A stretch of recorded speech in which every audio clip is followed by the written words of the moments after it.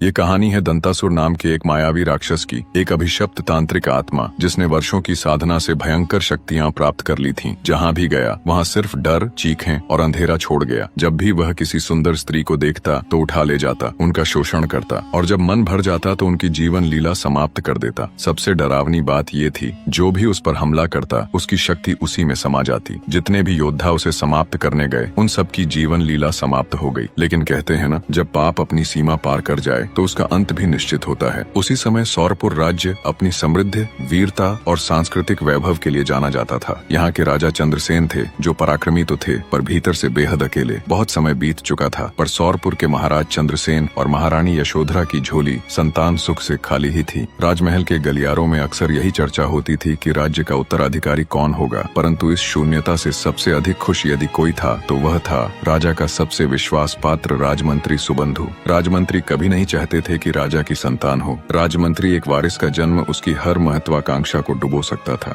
एक दिन महल में एक दिव्य आचार्य का आगमन हुआ। खबर मिलते ही महाराज स्वयं भागते द्वार पर पहुंचे। उन्होंने पूरे सम्मान के साथ आचार्य के चरणों में शीश नवाया और उन्हें आदर पूर्वक महल के अतिथि कक्ष में ले जाकर बैठाया। महाराज ने आचार्य की सेवा में कोई कसर नहीं छोड़ी। उनके लिए विशेष जल मंगवाया गया, बैठने के लिए सुंदर आसन सजवाया गया और भोजन की भी विशिष्ट व्यवस्था करवाई गई। भोजन के उपरांत राजा ने आचार्य की ओर देखा और धीमे स्वर में कहा, आचार्यवर, एक चिंता है जो वर्षों से मेरे हृदय को खाए जा रही है। राज्य में सब कुछ है, शक्ति है, वैभव है, यश है, परंतु एक उत्तराधिकारी के बिना सब अधूरा लगता है। क्या मुझे कभी संतान का सुख प्राप्त होगा? आचार्य कुछ क्षण चुप रहे। उन्होंने आंखें मूंदी, ध्यान किया और फिर गंभीर स्वर में बोले, राजन, अब वह घड़ी दूर नहीं। तुम्हारी तपस्या रंग लाने वाली है। एक यज्ञ करना होगा, पुत्र कामेष्टि यज्ञ। यदि तुम इसे पूर्ण श्रद्धा और नियम पूर्वक करोगे तो तुम्हें एक दिव्य संतान प्राप्त होगी। वह न सिर्फ तुम्हारे वंश को आगे बढ़ाएगा बल्कि सौरपुर का भाग्य भी बदल देगा। राजा और रानी की आंखों में आशा की चमक लौट आई। दोनों ने सहर्ष यज्ञ की तैयारी शुरू करवाई। 7 दिनों तक मंत्रोच्चार, व्रत और पूजा पाठ के साथ यज्ञ विधि पूर्वक संपन्न हुआ। कुछ महीनों के भीतर रानी यशोधरा गर्भवती हुई। यह सुनते ही पूरे राज्य में हर्ष की लहर दौड़ गई। महल में नगाड़े बजने लगे, दीपों से कक्ष जगमगाने लगे और प्रजा ने आकाश की ओर नजर उठाकर देवताओं को धन्यवाद दिया। पर जहाँ पूरा राज्य आनंद और उत्सव में डूबा हुआ था, वहीं एक कोना ऐसा भी था जहाँ यह उजाला किसी अनजानी आशंका से थरथरा रहा था। राजमंत्री सुबंधु की आंखों में उस शिशु का जन्म किसी सौभाग्य की नहीं बल्कि संकट की आहट बनकर उभरा। उसे वो नन्हा बालक भावी उत्तराधिकारी नहीं बल्कि अपने स्वार्थों के रास्ते का एक बड़ा कांटा दिखाई दे रहा था। इस बार सुबंधु ने केवल सैनिकों पर ही नहीं बल्कि अपने इरादों की जड़ें और गहरी जमाई। उसने राजमहल की प्रमुख दाई को तलब किया। जब वह सिहरती हुई उसके सामने खड़ी हुई तो सुबंधु ने एकांत में उसे एक भारी थैली पकड़ाई और ठंडी आवाज में बोला,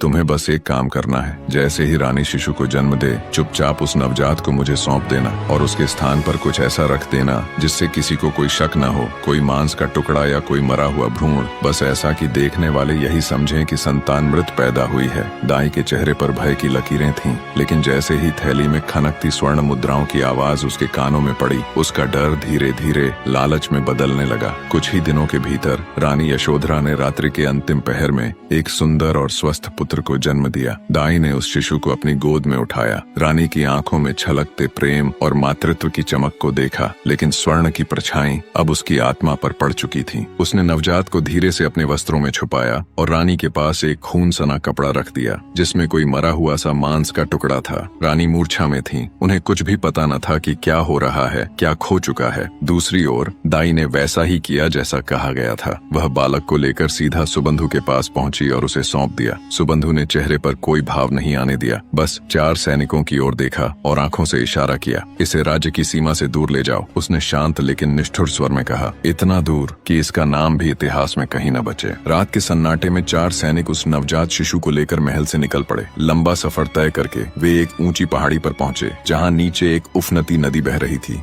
जैसे ही सैनिकों ने उस नवजात बालक को उठाकर उफनती नदी की ओर फेंका, उनके चेहरों पर एक सुकून की हल्की सी रेखा उभर आई, मानो कोई बड़ा काम पूरा हो गया हो। बालक जैसे ही नदी की तीव्र लहरों में समाया, उसी क्षण जल की सतह पर एक हलचल हुई। पानी के बीचों बीच एक विशाल मछली उभरी और उसने उस नन्हे शिशु को अपने मुख में समेट लिया। अगले दिन उसी नदी के शांत किनारे पर एक बूढ़ा मछुआरा अपनी पत्नी के साथ छोटी सी नाव में मछलियां पकड़ने निकला। उनका जीवन सीधा सादा था, न कोई वैभव, न कोई संतान, केवल केवल 2 वक्त की रोटी, एक झोंपड़ी और एक दूसरे का साथ। मछुआरे ने रोज की तरह उस दिन भी नदी में जाल डाला, पर आज कुछ अलग था। जाल अचानक बहुत भारी हो गया। उसने जोर लगाकर उसे खींचना शुरू किया तो पानी के छींटों के बीच एक अजीब सी चमक उभरी। मछुआरे ने अपनी पत्नी को आवाज लगाई, देख तो सही, लगता है आज भगवान खुद हमारी नाव पर आए हैं। जैसे ही जाल बाहर आया, दोनों की आंखें विस्मय से भर गईं। उसमें एक अद्भुत रूप से विशाल मछली फंसी थी, इतनी बड़ी जैसी उन्होंने अपने जीवन में पहले कभी नहीं देखी थी।